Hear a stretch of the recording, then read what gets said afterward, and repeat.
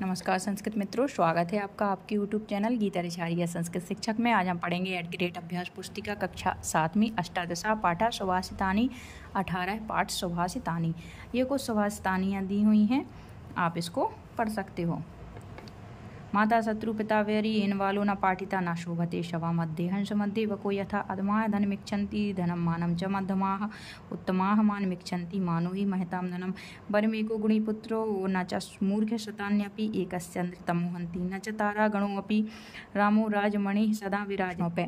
प्रश्न क्रमांक पहला है यत्र नार्यस्तु पूज्यन्ते इत्यस्मिन्। अब ये भी प्रश्न थोड़ा उन्होंने गड़बड़ बनाया है, इसमें ये गड़बड़ी कर दी है। नार्यस्तु पूज्यन्ते इत्यस्मिन् वाक्ये अव्यय भी पूछ सकते थे तो अव्यय यत्र हो जाएगा। तस्मिन् वाक्ये कुछ बताया नहीं है और वो सभी शब्द रख दिए हैं। जैसे अभी हमने एक और वो ये इस प्रकार का प्रश्न आया था हमारे सामने, ऐसे ही ये प्रश्न है। यत्र नार्यस्तु प्रश्न क्रमांक पहला है जैसे यत्र नार्यस्तु पूज्यन्ते इत्यस्मिन् पदे अव्ययास्ति। कर लेते हैं इत्यस्मिन् पदे अव्ययः अस्ति। अगर ये वाक्य ऐसा है तब तो ठीक है, आ जाएगा यत्र। यत्र इस वाक्य में एक अव्यय है। प्रश्न क्रमांक दूसरा है परोपकारः भवति। परोपकार होता है पाप के लिए, लोभ के लिए, विवाद के लिए, पुण्य के लिए। परोपकार पुण्य के लिए होता है। एक पदेन उत्तरम लिखत, एक पद में उत्तर लिखना है। चंद्रः किम हन्ति, चंद्रमा किसको मार देता है। तमः तमः तम मतलब होता है अंधकार को। किम तमो, तमो तमः भी लिख सकते हैं और तमो भी लिख सकते हैं। तमो भी तम का ही पर्याय शब्द है। प्रश्न क्रमांक चौथा है कस्य वचनद्वयम्। उत्तर हो जाएगा व्यासस्य।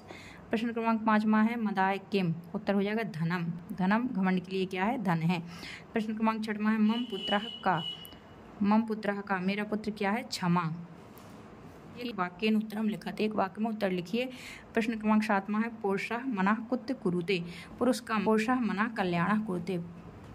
प्रश्न क्रमांक 8वां है पर भाग्योपजीवी की दिशाएं भवंती। दूसरों के भाग्य पे जीने वाले किस प्रकार के होते हैं।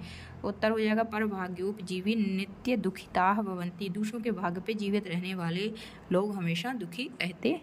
का भ्राता सखा, कौन भाई और सखा है।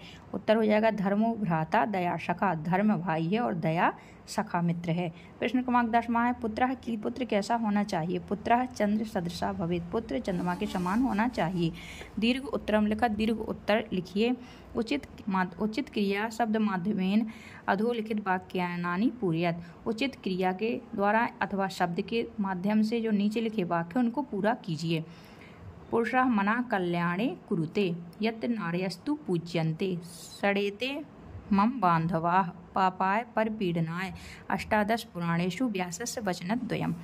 प्रश्न क्रमांक 12वां है अधोलिखित शब्दानां विभक्ति वचनञ्च लिखत। नीचे लिखे शब्दों के विभक्ति और वचन लिखिए। रक्षणाय चतुर्थी विभक्ति एक वचन है, उसी प्रकार व्यासस्य षष्ठी विभक्ति एक वचन है। देवताः प्रथमा विभक्ति बहुवचन है। ज्ञानाय चतुर्थी विभक्ति एक वचन है। परेश्याम षष्ठी विभक्ति बहुवचन है। चंद्रः प्रथमा विभक्ति एक वचन है।